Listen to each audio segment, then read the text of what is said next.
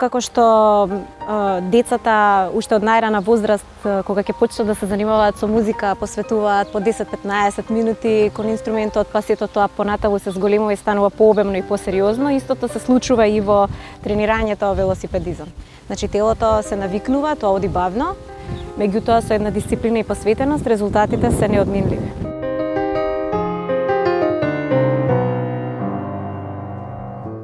Велосипедизмот ми овозможи да станам свесна за храброста и силата која можам јас лично да ја носам. Од друга страна, да ми даде дополнителна енергија да се справам со сите останати предизвици, особено како родител на две момчиња и како наставник кој работи со деца кои се во развој, што навистина бара еден посебен пристап.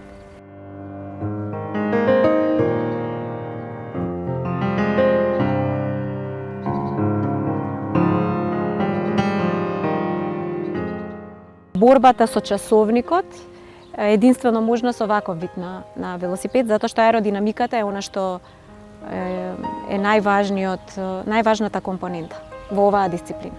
Инаку очекуваме некаква просечна брзина околу 43 км на час. Сигурни сме дека ќе оствариме добар резултат и дека оваа приказна ќе значи нешто ново за целиот спортски женски потенцијал во нашата земја.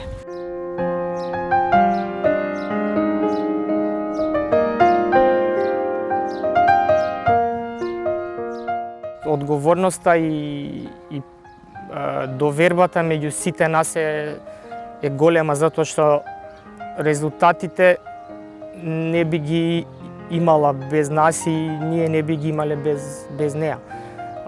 Начинот на која што целата оваа приказна започна и дуња со нејзините тренинзи е тоа што она тренингот го гледа како да ги чита нотите.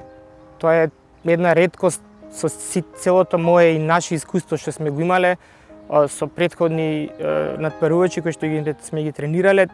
Едноставно, кога ќе ги дадеш нотите, она ги чита и така го вози тренинг.